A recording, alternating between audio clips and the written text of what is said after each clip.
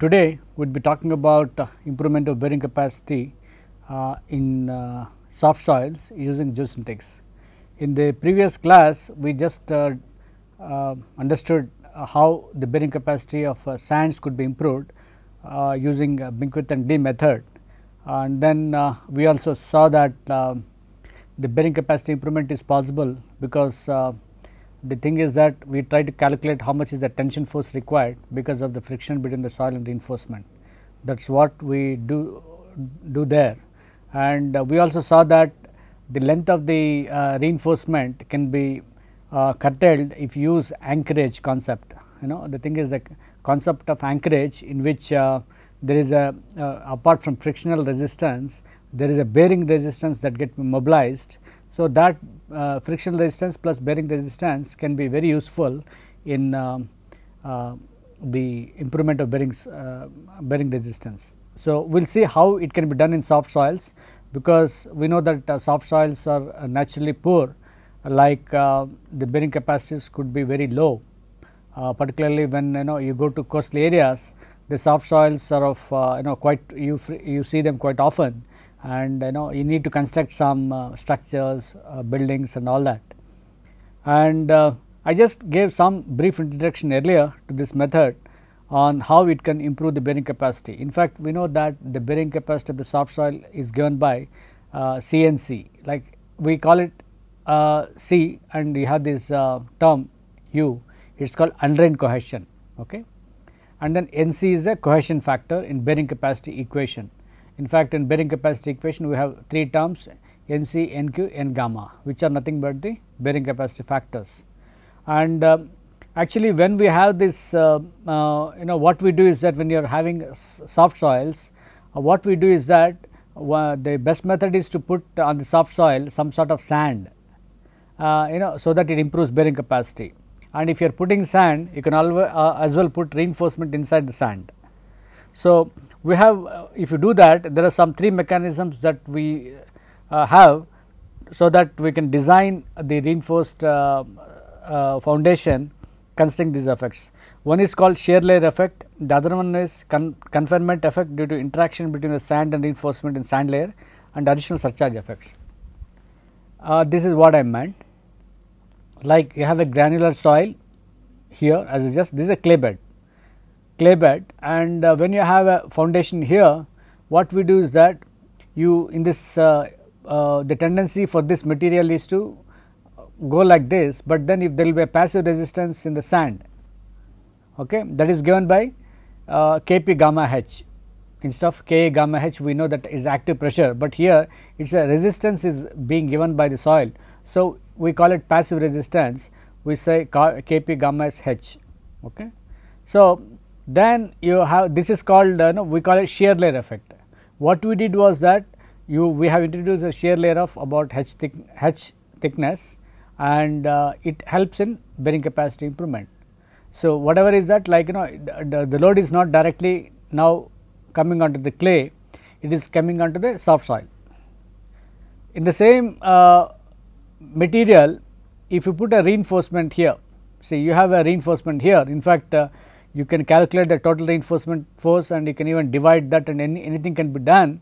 And the advantage, if you put a reinforcement at the bottom, so what we are trying to do is that we try to provide a confinement effect, in the sense that when there is a load applied vertically, then there is some sort of resistance that get mobilized because of the friction between the soil and reinforcement. Because of the friction between the soil and reinforcement, there is a tension force TR develops, okay.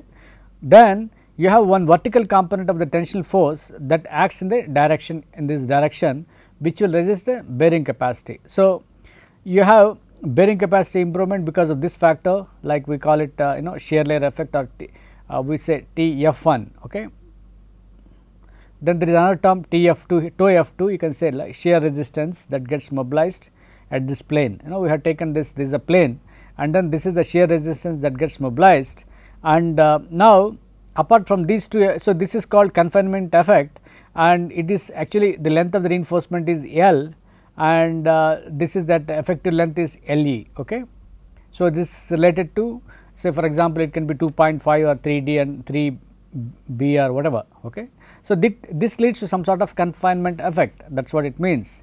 And when you have effects like this, like both these effects are now acting, they act as something like some surcharge effect actually, because in this reinforcement layer, you have these two combinations, you have what is called it is a surcharge effect we call it, and this decreases with distance exponentially, and there are some theoretical formulations for this, and we try to say that when S naught is Q S naught is this much, and then at a distance 1% of it there is the effective breadth to some extent we can call it. Of course, lot of work has been done on these lines in Japan particularly, where you have all islands there, all are islands, and you have to construct some apartments there, and you have to see the soil is already there will be water actually, it is not even soil, you can't call it, it is highly liquid soil. So, you need to really put some sort of sand, put some sort of reinforcement, and then start constructing, allow it consolidate. We have to do many operations there, and finally you want to get a very good bearing capacity, then there is lot of effort required there. We will show you some of those results. And so, as I just mentioned, when you have a granular bed of thickness h of bulk density gamma s and friction angle phi s with reinforcement is provided over soft soil, the bearing capacity of the footing resting on this medium is increased, that we know, because it helps that there is some resistance. Frictional forces developed between the soil and reinforcement induce tensile strains in the reinforcement. The tensile strains developed provide the confining effect. This will introduce additional shear resistance along the vertical plane at the edge and exponentially decrease with distance away from the edge of the footing. So, even this additional shear resistance that you get, there is another component that you have, and so all the three things put together, like if you just say Q is the original bearing capacity plus delta Q R because of the reinforcement and surcharge effects and also that sand layer effects, you can just say that these three deltas will add up to the add and then increase the bearing capacity. So, how do you find out? As I just mentioned, when you talk of shear layer effect, the shearing resistance that are developed along the vertical plane at the edge of the footing is given by, like as I just said, Kp gamma h. So, Kp gamma h square by 2 into tan phi s, because we need the vertical component of it, right. So, like this is that, and then the improvement due to shear layer effect is, suppose you say delta q into SL, it is nothing but there are two edges it is acting, 2 F1, 2 toe, it can be toe or whatever, okay. So, by B. So, then I mean by this is the what per meter length we are calculating. So, what is actually the improvement is nothing but this divided by NC Cu, okay. This will be the bearing capacity ratio, okay. How much is the bearing capacity ratio? What we are trying to say is that it should be, let's say 1 to 1.5, something like that. What is that number we are trying to get here, that we will see, okay. Now, as I said, it is a confinement effect. The tensile force are generated in the reinforcement as a result of friction, and Le is the effective length, phi r is the friction angle between the reinforcement and soil, like it can be 2/3 phi, or like suppose you are using a geogrid or very good material, like if you have, normally we take as 2/3 phi, but if you have bearing resistance also added up, it can be even very high, it actually it varies from 0.6 to and actually 1. It is a very good one means it is a very good rough material, the thing is that there is a no its frictional resistance is very high, okay. Like in the case of soft materials, the frictional resistance could be much lower, like it can be 0.3 or 0.4 or something. So, 2/3 of tan phi is something 0.66, and in the case of geogrids it can be 0.8, and in some places it can be 0.5 and 0.67, okay. So, it could be higher also. So, what I want to say is that this term I already mentioned about the linear density ratio earlier, like you are trying to put the reinforcement across this material. So, you have some sort of spacing and length and all that. So, if it is a geotextile like a sheet, you call LDR is equal to 1, and for some metallics grids or geogrids it can be little less also, and There are two terms now. Frictional resistance is something, the friction angle between the reinforcement and granular fill, and LDR, and also the effective length. All these things are important, and based on this we should calculate the tensile force. How do you calculate the tensile force? It is like this. The reinforcement force is nothing but gamma s into h is the overburden acting into tan phi r into LE LDR, linear density. This is the term that we use. It is nothing but there is a weight of that material is acting, and into its friction angle of the friction angle between the soil and the reinforcement into LE, what is the length over which it is acting and all that. And normally it can be 2.5 to, it can be even 3B, 4B and all that. So, the TF2 developed at the edge of the footing due to the effect of the reinforcement leading to confinement is TF2 is TR tan phi s. Okay. So, yeah, you can get again that term. So, essentially once you get that TR and okay. So, essentially what you are doing is that I will just I think yeah, in the next slide it is there.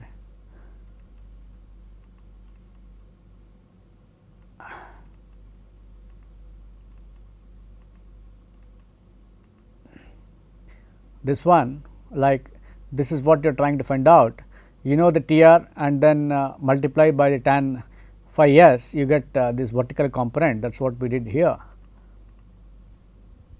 TF2 is TR tan phi s, once you know that, and then once we know, so we know the improvement in bearing capacity due to confining effect. Okay. This is what you are getting here. Okay. So, there is a simple expression actually in given in one of the good papers, like all these two, both these two effects, shear layer effect and exponential effect will add up in this form, and then you actually you need to integrate, actually there is a distribution function for this and all that, and once you integrate and you want to get the number here, actually what you are trying to get, what is the value here is what you are trying to find out.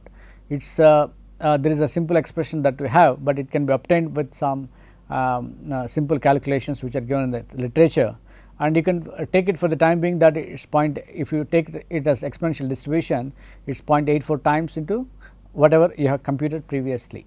Okay. So, based on these three things you are able to get all the three effects. So, let us see it in the case of a problem that we saw earlier. Design a continuous foundation of B equal to 1 meter that will carry a load of 480 tons, that needs to be constructed on the soft soil, and the under strength of the soil is 10 kPa. Okay. So, you can see that it is 480 tons, 480 kilonewtons is the load, and we know now the bearing capacity is only 51 kPa, it is 5.14 into Cu, like 10 kPa. So, this is a very low value. Now, you would like to improve it, and say let us take 2 meters as a thickness of the sand, that sand cushion you are going to have, and unit weight is 18 kg per meter cube, and that acts as a shear layer. What the shear layer is, that it absorbs all the shear strains. Okay. Now, you have this term Kp gamma s squared by 2, actually okay, it should be 1 plus sin phi by 1 minus sin phi. Okay. This is it should be reverse, and you will get some number. Okay. So, you will calculate that it should be 1 plus sin phi by 1 minus Kp is 1 plus sin phi by 1 minus sin phi into gamma p into 8 into square and tan 30 and all that we have. Okay. It is 1 plus that we know that. So, you have a number which is something, okay, you got an effect of shear layer effect which is reasonably good, like what I meant was that you have a 62.35 kilonewtons, and you are trying to take in both sides, and so it is 124, and it is actually, if you see the bearing capacity ratio, it is actually original one was 51 kPa, and it is now you got a higher value. Now, let us take the case of reinforcement effect. Consider that a geotextile layer is laid at the interface of the clay and sand. The tensile forces are generated in the reinforcement as a result of friction between the granular soil and the reinforcement.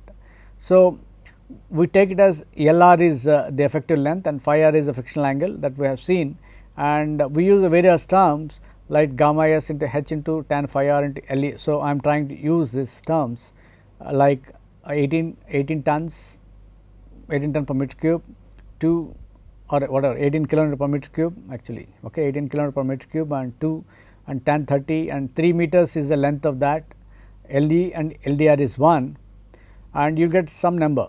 So, you again see that, and bearing capacity due to confinement effect is there 124.70, it is quite good. What I want to also draw to your attention is that now you have a 62 or 60 kilometer per meter is the length of the strength of the reinforcement actually. See, you can even put any material, like as I said, what I did here is linear density ratio is 1, I have take 1 I have taken, but you can even put a wire mesh, steel wire mesh, and with sand and all that. If you know how to calculate this material, it is all right. Like you can even calculate per meter length.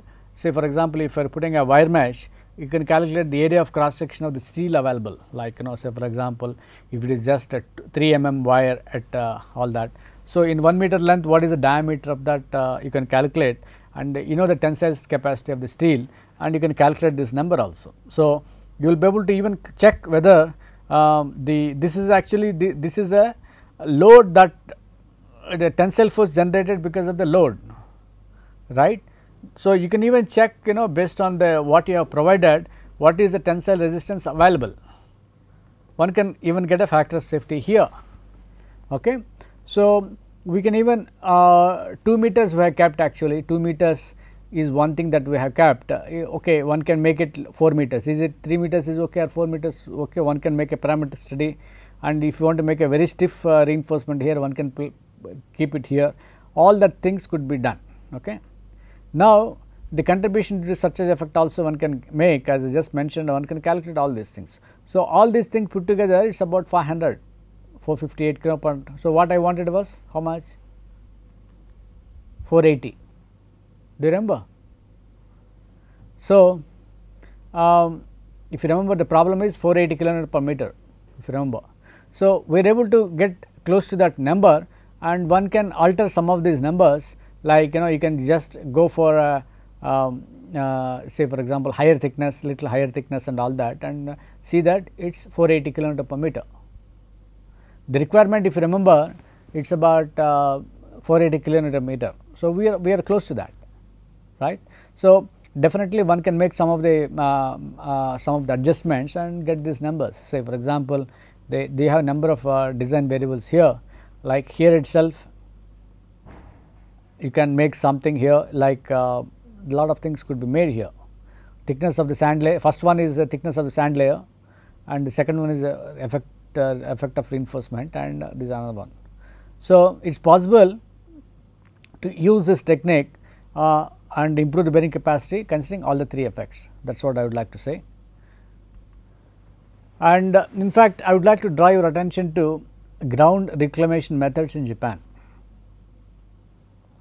In fact, our country is big, and there is not, we have a lot of soft soil problems, but in particularly in Japan, no, they have a lot of soft soils. In fact, there is one institute called Institute of Lowland Technology. I know there is a Saga.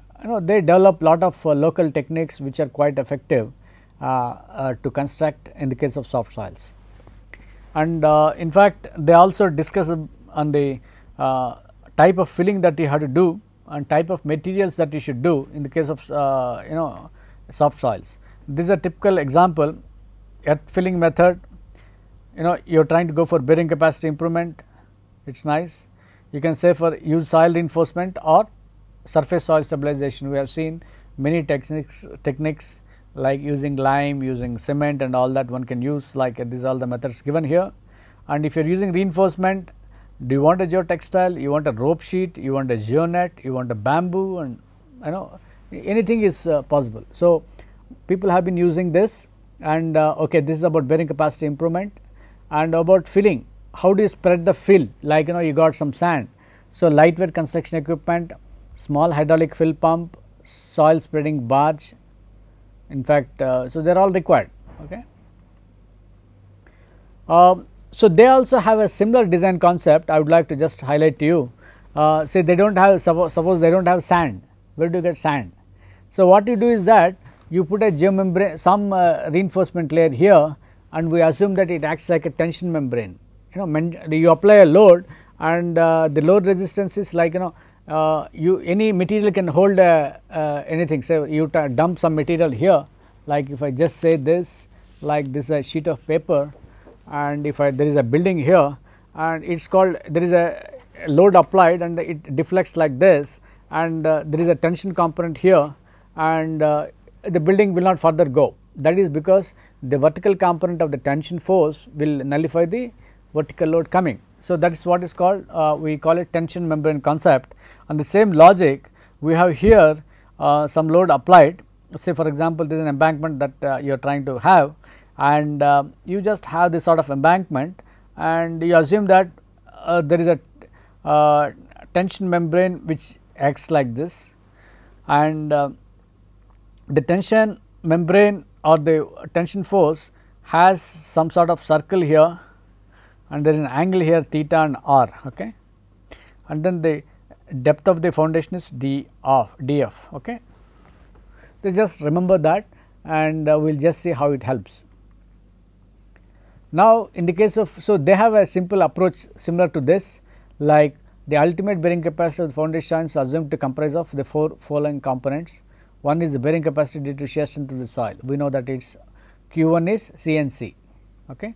Bearing capacity developed by the tensile forces generated both the ends of the geotextile reinforcement, it is Q2, which is nothing but because of the tension. The third one is the restraining effect of the geotextile on the ground deformation. Actually, there is another one that they have considered, it is called Q3, where the deformation, apart from improvement in bearing capacity, the deformation is also prevented, and restraining effect is there, and then the surcharge effect due to settlement and heave, that is another one.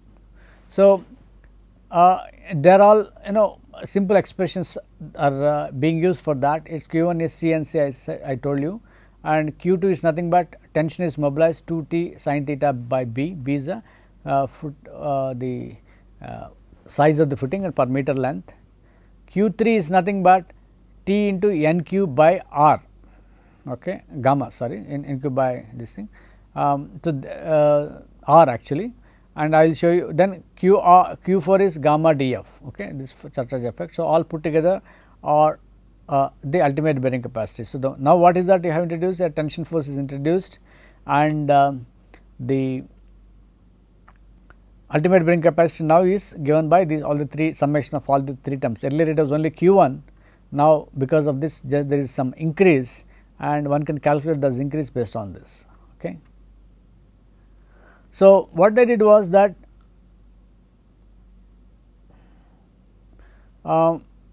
design pressure should be equal to the sum of the pressures due to the fill and the equipment, like what is that you have constructed an embankment and there is a traffic load coming, and then the equipment. So, the total load should be equal to QB plus QM due to backfill and the manufacturing thing. So, the design pressure should be less than the ultimate bearing capacity in terms of the factor of safety, that is what we normally expect. Okay. So, their own guidelines show that parameters for bearing capacity calculations, it is Japanese Society for Soil Mechanics and Foundation Engineering in Japan. You can say that df by h is something, if you see u is about, say for example 4, they just go to a depth of 0.5 or whatever, they use a particular number. So, for example 4 is 0.5, 0.6 here, in this case 4 it can be that angle of rotation theta, okay, what you saw earlier, it is about 40 degrees, and then r radius is something like here also about some range they have given. You can see it is a bigger range, but they have done some method, some analysis method have that. I also want to highlight to you very important point here, that they have used some of this information and got the improvement in bearing capacity, and they are trying to put in the form of a chart. See, if depending on the underlying shear strength, this is here, you can see that the values are very low, like 0.1, 0.5, 1 kPa, it is very low actually, it is like it is less than, more than liquid limit actually, it is 5 kPa here, 10 kPa here. So, actually beyond this, say beyond 1.5, about beyond 3 they have used geotextile here, and because it is very difficult to work in too watery deposits like so they have used, in fact see the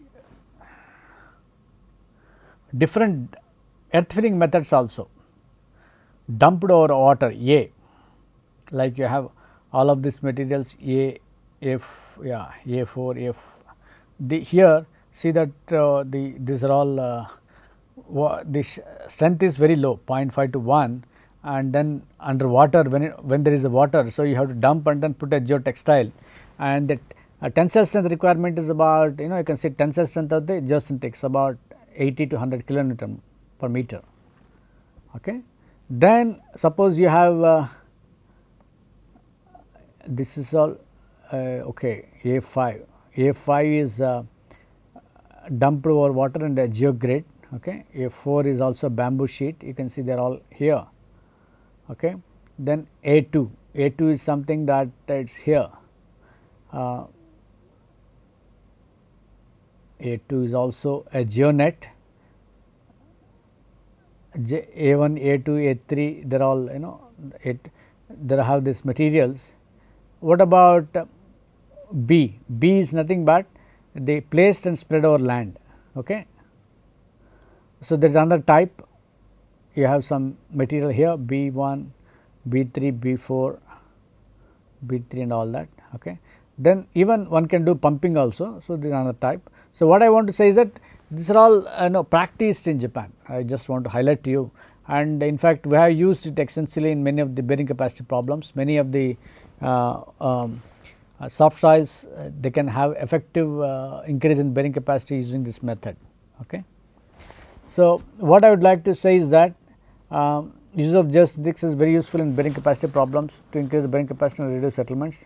The technique has been successfully implemented in many problematic areas, and the fact is that the research is continuing on material development. In fact, people have been working on different types of materials. They can be very stiff also, like the thing is that the soil is super soft soil, like, but then how to increase its bearing capacity? It is more almost like a liquid, but you want to have the structure there. So, people are looking at geogrid material testing development. Then design methodologies also, like of course, we saw 2 design methodologies actually in when you try to add up the Binkwith and Lee method for sands, and also just saw we saw in the case of soft soils 2 design methods. One is by considering the 3 failure mechanisms like shear layer effect, then confining effect and surcharge effect, and also the Japanese practice that we saw, and there is lot of scope for many more design approaches here, because one can do lot of modeling here using appropriate constitutive models and see if they are all right, and they can get lot of other insight also about other methods. So, then there could be construction influences. We saw that if dewatering is an issue in some places. So, there are construction issues, and some places you you have to dump the water is there, but still you have to dump the soil on that, and there is lot of work being done on those lines, and anything that can contribute to practice in this direction and improve the professional practice is going to be a boon in this area. A lot of work is being done, but still there is still a lot of scope. That is what I want to say. So, thank you, and now I will just take up the other one, which is very important again, which is the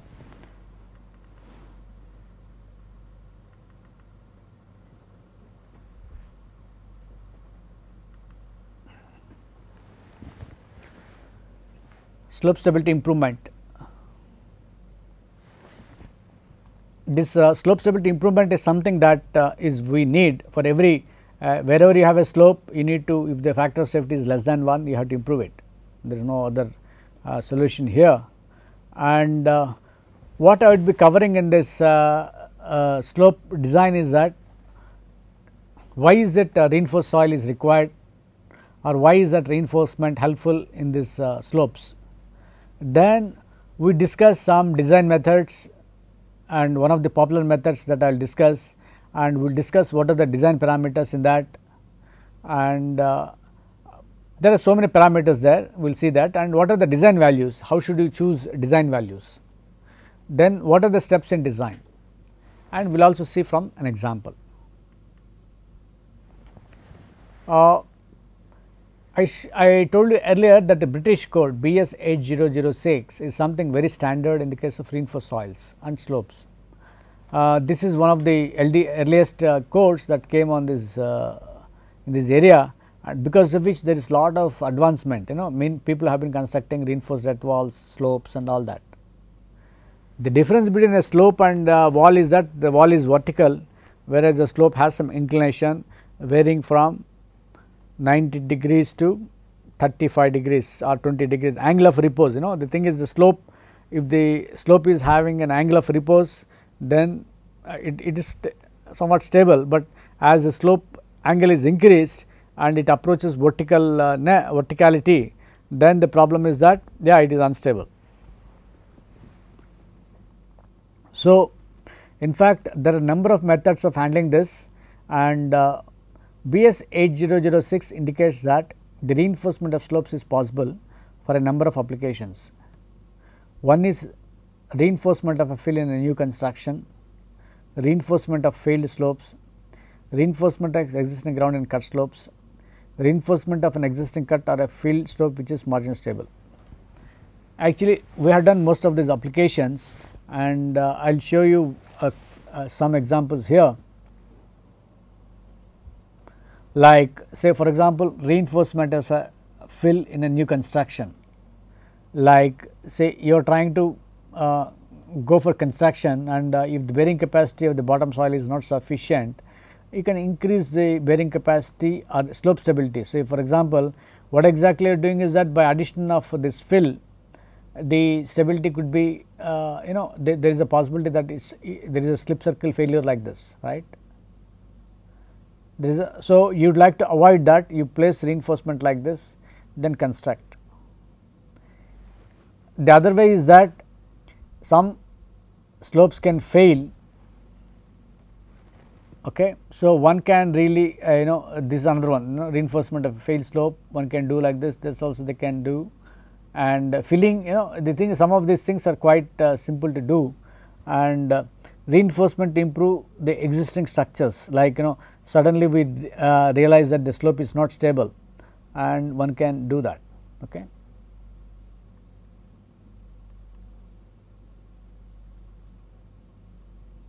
So, there are many applications of this. How do you do this? In fact, in the design, we know the classical slip surface method. If this is the height of the embankment, we know that these are driving forces. So, the resisting forces are from the slip circle, length of the slip surface we know, and there is some surcharge and all these things are acting. These are some notations that we know, standard notations.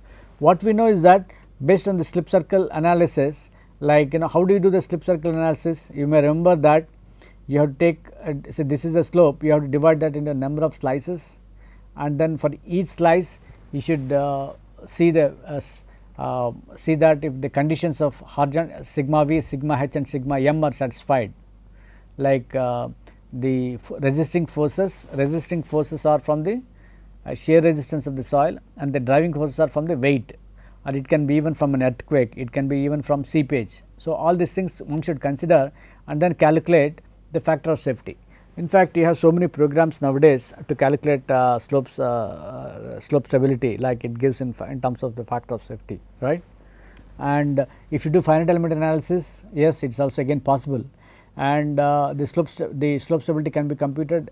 Even you can also relate it to deformation in if you are using flak, say for example, flak if you are using, one can calculate the factor of safety and also the deformation, because they use strength reduction technique for factor of safety evaluation, where the C plus sigma tan phi, the strength parameters are successively reduced till the slope achieves a condition of failure. Okay. So, once you know that this stability is not there, what we do is that we put some sort of reinforcement here. So, like we again this can, it is a matter of design here, like you have some sort of reinforcement at some spacing and some length and all that, and calculate again the factor of safety. What happens is that if this is a slip circle, this is a slip surface and this is a slip surface, and you have a reinforcement here, the 3 reinforcement layers, you try to, as I just explained the principle of reinforced soil earlier, that the if you just resolve this tensile forces in the reinforcement, it adds to it reduces the destabilizing forces, it increases the resisting forces. That is what we saw, that equation we know what is the extra shear resistance because of the reinforcement and its location. Even we have seen what is the optimum angle and all that, right. So, based on that we know that if you put some sort of reinforcement of adequate length, because the moment you put the reinforcement it should not come out also. So, we have to provide adequate length, and that is what we do. So, there are many methods to understand this problem. We call them as limit equilibrium methods, and what we do here is that we assume a suitable failure mechanism, like if we assume that it fails in the form of a circle, like a beautiful slip circle. Then we also assume that it can be a logarithmic spiral, it can be a wedge, instead of a single wedge it can be a 2-part wedge. So, there are number of assumptions that one can make and calculate. The assumption is essentially to know that, like as I just mentioned the previous thing, that you have to make an assumption about the failure surface. Once you know the assumptions as I just mentioned, and if you put some sort of reinforcement, you can calculate what is the tensile force required to have a factor of safety of 1.5, is it not? You can always put some sort of reinforcement elements like this, and then you write there are so many slope stability programs nowadays in internet and even commercial software, and you can just calculate what is now factor of safety without reinforcement, and with reinforcement what is that, and how much. Say for example, I want a factor of safety of 1.5, and what should be the length of the reinforcement and the tensile force, all can be made, and you have a lot of opportunities there.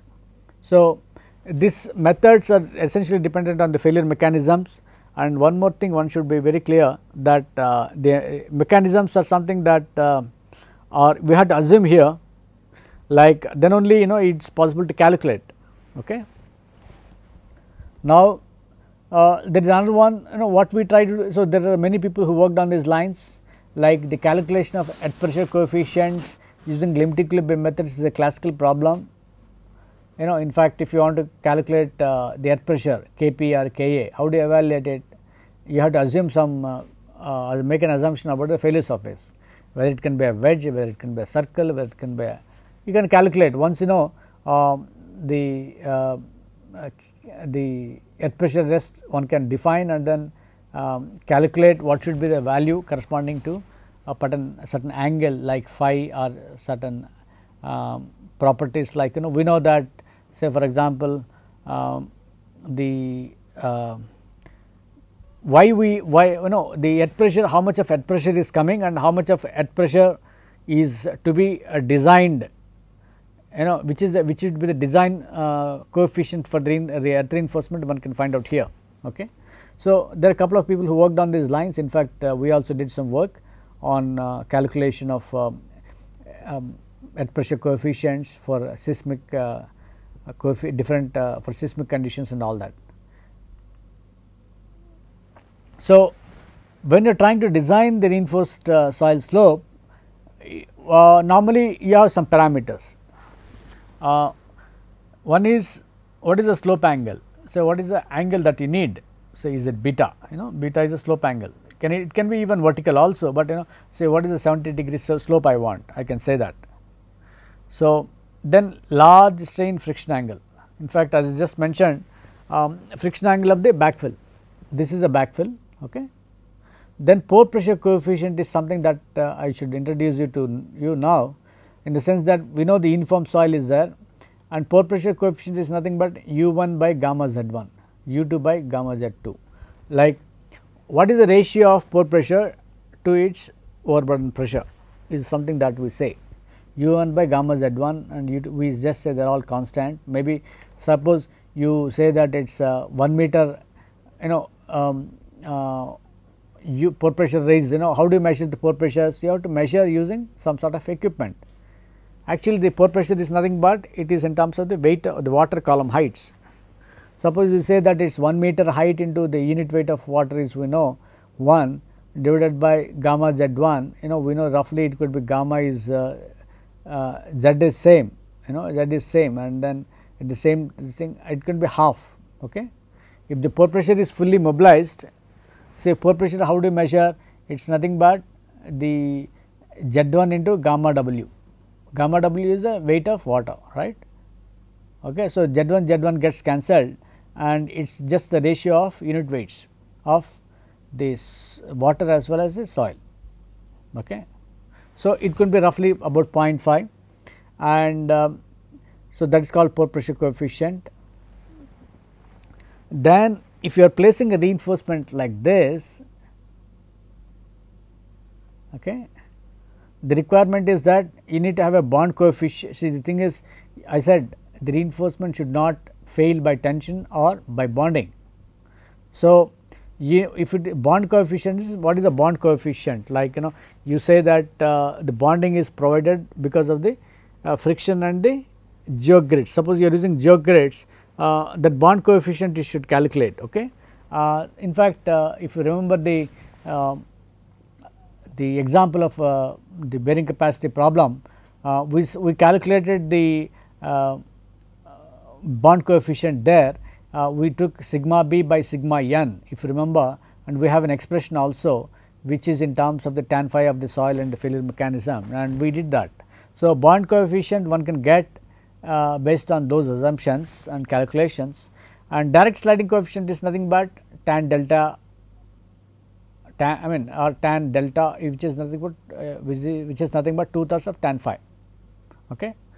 So, that is one thing. So, all put together there are some expressions. In fact, I advise you to go to library and read the book by Jewell. It is a very good book on reinforced soils. Please read it, and I am just essentially following that book for this particular lecture. Then, okay, these are all some soil properties and all that. How do you like see the moment you want to design the slope, you need soil properties. What type of soil is there? So, design values for the shouldering distance is nothing but phi dash d is nothing but phi dash cs. Which value of phi I should take? Is it a peak value? Is it a large strain value? So, here we are taking a critical state large strain value actually, and experiments have shown that this phi cs is in the range of 30 to 35 degrees for granular soils, and low plasticless maybe 20 to 25 degrees. Okay. Then maximum expected unit weight is nothing but gamma d, we know that, right. Then suitable pore pressure coefficient. For example, we know that the soil is going to be dry, there is a good drainage, so water may not stand. Okay. So, pore pressure in the case of a dry slope is 0, like as I just mentioned, pore pressure is what, u by gamma z. When u is 0, pore pressure is 0, or when there is a water head or there is some partial saturation, there could be some water head, and you can say that pore pressure coefficient is maybe 0.3, 0.1 or 0.5, maximum is 0.5. Okay. But as I just said, it is a ratio of the unit weight of water to the unit weight of the backfill. So, if the unit weight of the backfill is going to be less, then you have to make it make appropriate corrections. Now, how do you choose the reinforcement? As I just mentioned, we are using geogrids and geotextiles and even geocomposites. As I just mentioned, in Vizag Kanakadurga temple, they have used geocomposite. Okay. And how do you select the geosynthetic material? That is very important. We know that why do we choose reinforcement? Reinforcement we know we need because it develops some force in the reinforcement. Okay. There is some force that gets mobilized, because of the reinforcement, that friction between the soil and reinforcement.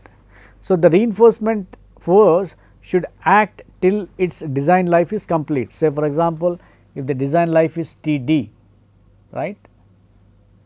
So, that design force should be, what I in this figure what it shows is that you have some allowable force and you have what is you get from the manufacturing side.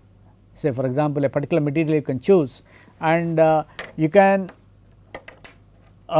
get that what is allowable you can calculate from calculations the way. So, the what is in this material should be always more than what is actually required or what is allowable, there is some minimum value here. So, actually Fd is nothing, they are all damage factors, F is environmental factor, and we always see that these materials are always here such that the allowable reinforcement force is there all the time. Say for example, if you are trying to construct a slope, the slope should be stable for 50 years. So, when it is 50 years you may have a reinforcement force like this which is in the beginning, that it may come down with time, it is about say for example 50 years. Okay. So, that force should be more than what is required here, that is very important. And as I just mentioned, these are all manufactured materials in the some standard conditions, they will have some damage, they have some environmental factors and all that. You have to make all those corrections and see that this is all right. So, that is what I want to say. And the allowable force P allowable in the reinforcement must be selected to allow for conditions in the ground at the end of the design life and the design temperature. Actually, many of the geocentric materials are plastic, as I said they are all polyethylene polymers essentially, and they have they respond to temperatures and biological conditions also sometimes.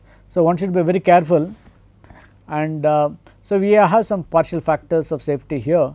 Mechanical damage 1.1, maximum is 1.6, environmental factors 1.1, and if you have a not much data it is 1.3, and if you are trying to extrapolate to 1 log cycle it is this thing. Yeah, see you have reference properties and this is 1 log cycle. Say for example, this is log 1, this is log 10, this is log 100. So, this is 1 log cycle, this second one is second log cycle. So, if you have that, the correction factors are 1.5, 2.2. So, you apply all these correction factors to that, and also a overall factor again one more you can, if depending on the importance of the structure, one can make, these are all material partial factors and the overall factor of safety is also given, and this is based on the company's literature. Okay. Now, once we know that we know about backfill soil, we know about the reinforcement to some extent. I just gave some information about this. What is the difference between bond and sliding? Okay. So, as I just mentioned, sigma n is the normal stress, tau is the shear stress. So, tau by normal stress is nothing but Fb into tan phi d. Okay. So, Fb is nothing but the bond coefficient, okay. And in the case of geogrid, you can imagine that it is not easy to work, it is not easy to pull out because of the grids and all that, and there is some pressure. So, all that. So, this is one thing, that is bond resistance is going to be higher, and it is a function of normal stress. And you also have what is called direct sliding. You can see that the nice slip circle is formed and then it is getting slid on the previous thing, right.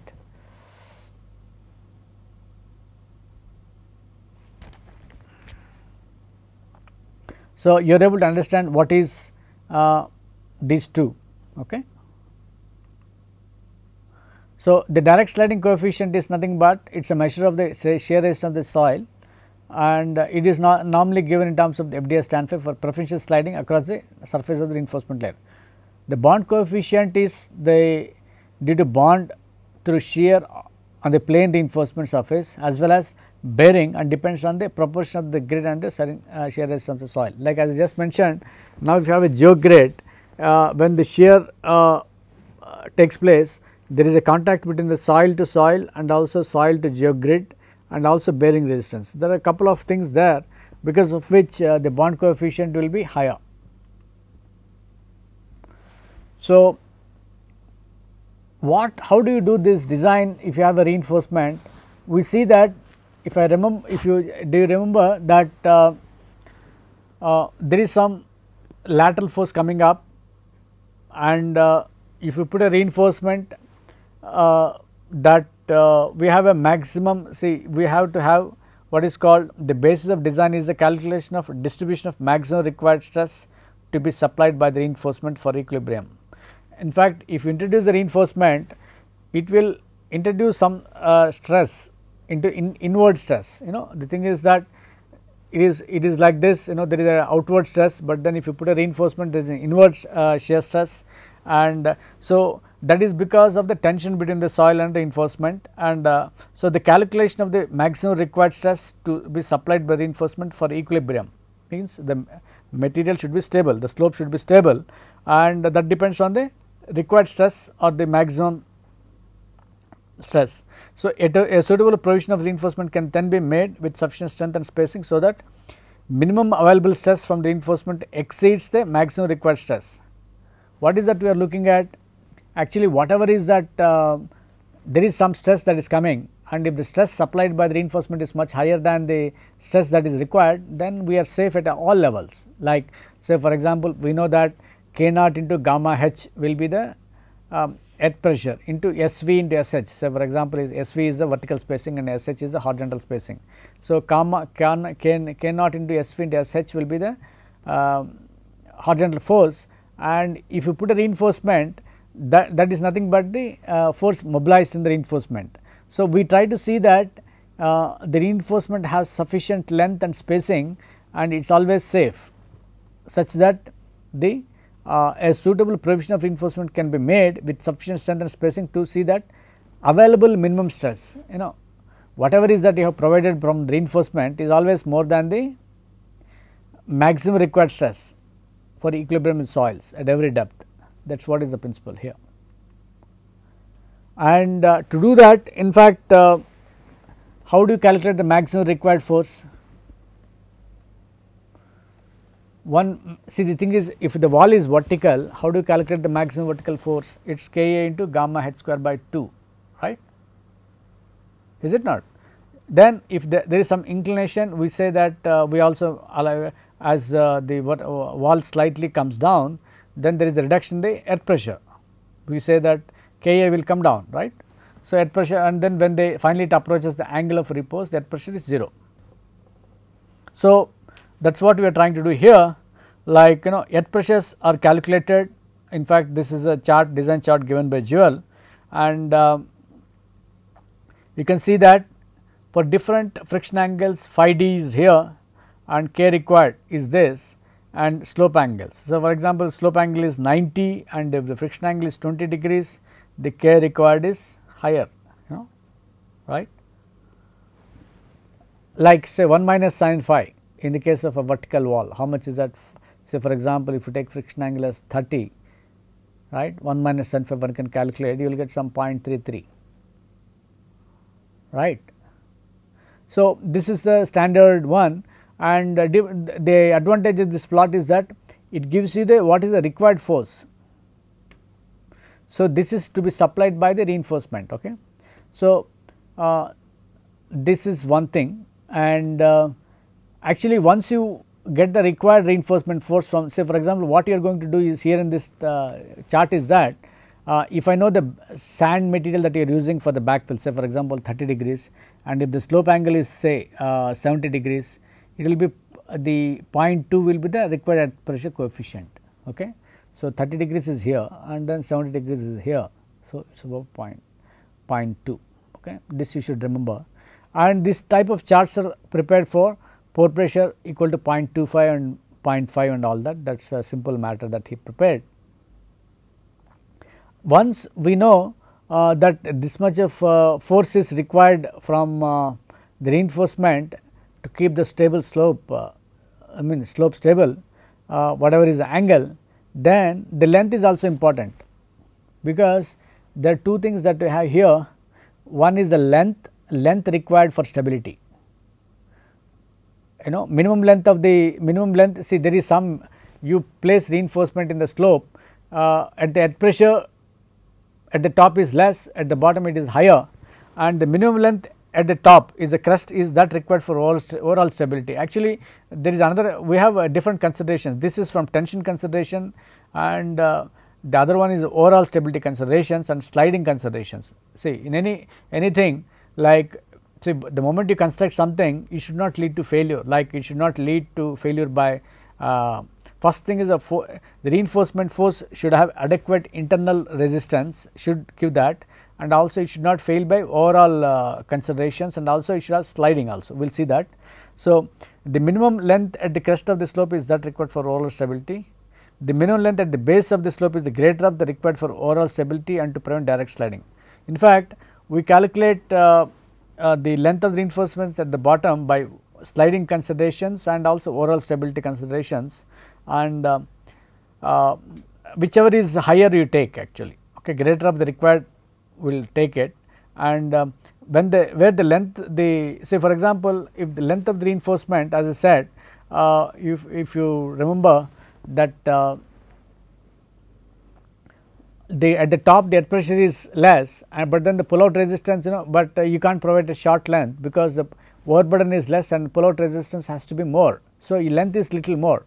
So, length is little longer, whereas at the bottom the earth pressure is somewhat higher, and though the overburden is higher, that consideration the length could be little, the tension force governs the design here, whereas pull out resistance governs the length of the reinforcement at the top. So, what we do is, as a via media, we try for some small heights, the reinforcement will be of constant length, like if 7 meters or 10 meters is the height of the ball, we say 0.7 times is the length of the reinforcement. Okay. Then where the reinforcement of constant is used, select the greatest strength required to satisfy the requirement at the base of the slope. Okay. We normally provide, I will show you that, and when direct sliding governs the required reinforcement length at the base of slope, it is permissible to reduce the length uniformly from LDS at the base of the slope to L overall at the crest of the slope. This is a diagram that we will see, we will discuss this much more after the break. In fact, the length of the reinforcement is, for different angles and all that one can get what should be the length, and there is a minimum length required from sliding considerations also. So, for any slope one can get this. Okay. I will stop at this stage.